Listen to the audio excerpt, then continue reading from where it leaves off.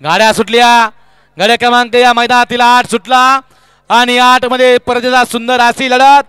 5 गाड्या पळतायत। 5 गाड्यामध्ये सुंदर अशी लढत चालू आहे।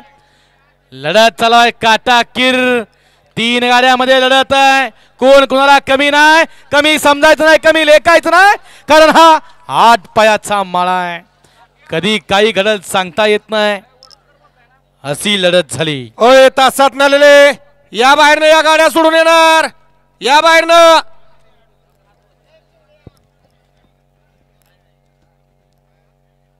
मगाशी सुंदर अशी गाडी पळाली, नागोरीची गाडी आणि जुने आणि जाणते बैलगाडी मालक दादा साळुंके भादे यांचा नागोरी पळाला।